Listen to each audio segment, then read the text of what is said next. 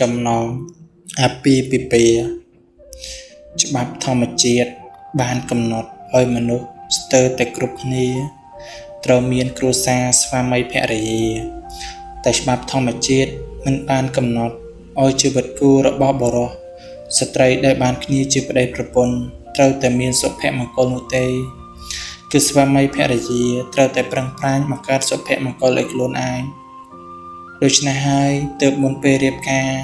យើងគួរតែពិចារណាឲ្យបានល្អិតល្អន់និងរៀបចំគម្រោងជីវិតឲ្យបានច្បាស់លាស់ជាមុនសិននោះទើបមិនមានការស្ដាយក្រោយនៅពេលដែលរៀបការហើយមានជីវិតគូច្រើនណាស់ដែលរៀបការមិនបានប៉ុន្មានផងក៏បែកបាក់គ្នានេះក៏ព្រោះតែមិនទាន់ចេះរស់នៅក្នុងភាពជាជីវិតគូនិងមិនទាន់យល់ច្បាស់លាស់ចំពោះអ្វីដែលហៅថាគ្រួសារព្រោះគ្រាន់តែធំពេញវ័យភ្លាមក៏មានចិត្តស្រឡាញ់គ្នាជាស្នេហាមិនបានប៉ុន្មានក៏ចង់រៀបការហើយគ្មានអ្វីធ្វើទំនេរពេកក៏ឆ្លោះគ្នាលេងបន្ទាប់មកក៏បែកគ្នាមែនតែនបន្សល់ទុកតែស្នាកស្នាមនៃភាពឈឺចាប់រៀងខ្លួនហើយបើមានកូនទៀតកាន់តែពិបាកដល់កូនដែលមិនបានរស់នៅជួបជុំឪពុកម្ដាយនៅក្នុងគ្រួសារតែមួយនេះជាមូលហេតុដែលធ្វើឲ្យអ្នកខ្លះអាយុកាន់តែចាស់ហើយតែមិនទាន់មានគ្រួសារមិនមែនដោយសារគ្មានអ្នកណាគេយកឬគ្មានអ្នកណាគេស្រឡាញ់នោះទេគឺមកពីមិនទាន់មានសមត្ថភាពគ្រប់គ្រាន់ដើម្បីកសាងគ្រឹះគ្រួសារឲ្យបានរឹងមាំនោះឯងកុំរៀបការព្រោះតែតម្រូវការរបស់កិលេសតណ្ហាកុំរៀបការព្រោះតែគិតថាអ្នកមានអាយុច្រើនហើយ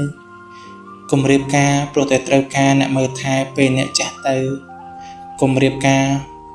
ព្រោះតែគិតថាអ្នកឯកាហើយត្រូវការអ្នកណាម្នាក់ដើម្បីរស់នៅបានជាគ្នាកុំរៀបការព្រោះសម្លឹងឃើញលុយកាក់ឬទ្រព្យសម្បត្តិរបស់គេកុំរៀបការព្រោះតែការអាណិត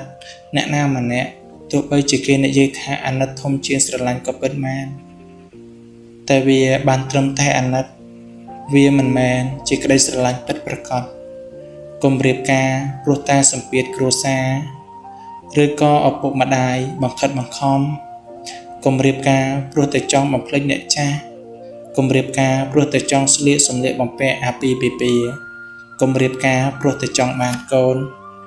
កុំរៀបការព្រោះតែឃើញមិត្តភក្តិគេការអស់ហើយប៉ុន្តែត្រូវរៀបការជាមួយមនុស្សដែលគេស្រឡាញ់យើងហើយយើងក៏ស្រឡាញ់គេគឺរៀបការព្រោះតែក្តីស្រឡាញ់ពិតប្រាកដរៀបការដើម្បីបញ្ជាក់ចិត្តបរិសុទ្ធចំពោះមនុស្សដែលអ្នកស្រឡាញ់រៀបការព្រោះចង់ថែរក្សាការពារគ្នាទៅវិញទៅមករៀបការព្រោះចង់ផ្ដល់សេចក្តីសុខនិងសុភមង្គលដល់មនុស្សដែលយើងស្រឡាញ់តែមុននឹងរៀបការមានស្វាមីភរិយាតែអ្នកដែលមានសួរខ្លួនឯងទេថារៀបការហើយអ្នកធ្វើអីរៀបការហើយអ្នកសល់អីរៀបការហើយគួរធ្វើយ៉ាងម៉េចដើម្បីឲ្យជីវិតគូមានសម្រស់រៀបការហើយតែអ្នកគួរផ្លាស់ប្ដូរអ្វីខ្លះមិនមែនរៀបការហើយអត់អីធ្វើអង្គុយមើលមុខគ្នាការងារមិនកើតតែកូននោះទេរឿងរៀបការមិនមែនជារឿងលេងសើចរឿងរៀបការមិនមែនជាល្បែងដូចក្មេងលេងបៃលុកបៃឡរឿងរៀបការអាចថាមិនស្រួលដូចយើងគិតតែរឿងរៀបការគឺជាការកសាងជីវិតថ្មីមួយផ្សេងទៀតដែលយើងត្រូវផ្លាស់ប្ដូរទម្លាប់ចាស់របស់យើងចោលហើយមករស់នៅជាមួយនឹងទម្លាប់ថ្មីគឺជាលក្ខណៈប្តីប្រពន្ធដែលយើងមិនអាចធ្វើអ្វីតាមតែចិត្តនឹកឃើញដូចមុនបានឡើយទម្លាប់ចាស់ដែលធ្លាប់តែឆេវឆាវឈាមរាវឆាប់ខឹងឆាប់មួម៉ៅចាប់ក្តៅក្រហាយខ្វះការអត់ធន់ខ្វះការគិតវែងឆ្ងាយមានចិត្តរាយមាយមិនសូវនឹងនោះហើយជាអ្វីដែលយើងត្រូវផ្លាស់ប្ដូរនៅពេលដែលយើងសម្រេចចិត្តថាដើរចូលទៅក្នុងចំណងអាពាហ៍ពិពាហ៍បើកាលណាយើងហ៊ានសម្រេចចិត្ត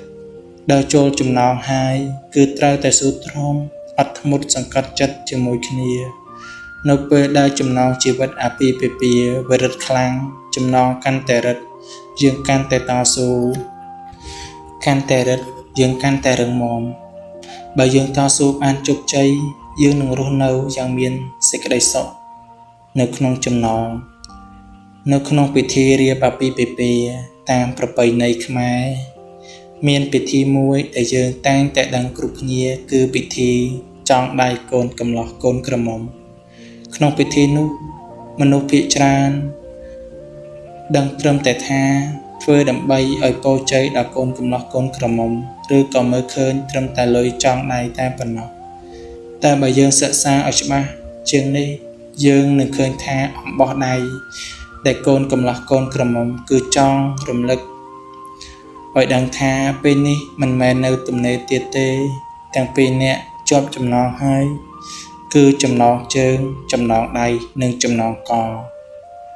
ដូច្នេះមុននឹងធ្វើអ្វីត្រូវគិតឲ្យច្បាស់លាស់មិនអាចធ្វើតាមតែចិត្តដោយកាលនៅលីវបានទេរួមដៃគ្នាថែរក្សាចំណងឲ្យបានរឹងមាំកុំឲ្យដាច់ប្តីប្រពន្ធគឺជាចំណងជើង